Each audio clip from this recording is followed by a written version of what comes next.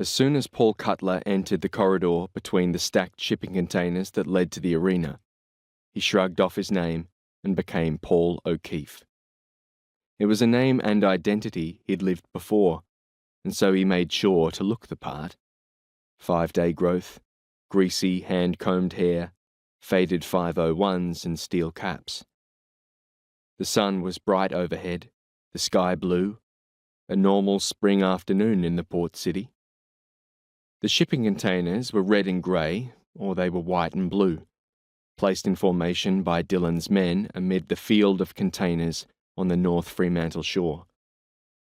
O'Keefe ducked his head and shrugged his shoulders as the sound of the cheering became louder. He took off his bluey singlet and tucked it into his back pocket, alongside the new driver's license that he'd put through 2 wash cycles to prematurely age it.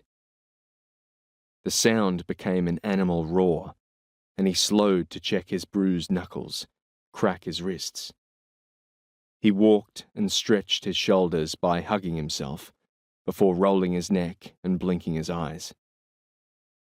As soon as he entered the box of shadows, it would be go time.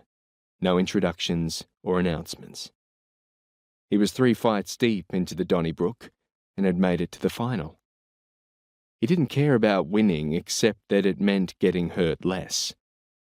He was there to be noticed by Finn Dillon, who only attended the final. 16 local fighters had started out, cut to 8, and then 4, and now 2. The losing parties had made their way home with empty pockets and broken bones, assuming they could walk. The last man Cutler fought was carried off unconscious with a dislocated jaw. A big islander who'd smiled at him viciously, then waved his arms to rouse the crowd, who'd tossed down goldies or 20 notes, sinking through the windless air from the container platforms that boxed the combatants. O'Keefe walked through the darkness of the final shipping container. Once he entered the fighting pit, the doors at the opposite end would shut behind him, locking him in. He didn't know who he was fighting, and it didn't matter. His only thoughts were on survival. There were no weight classes or rules in the bare-knuckle competition. There was no referee or 8 count.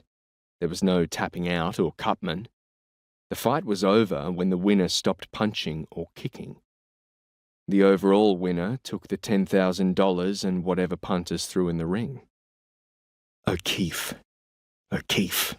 Paul O'Keefe. Not Cutler. The name alone was a source of feral power.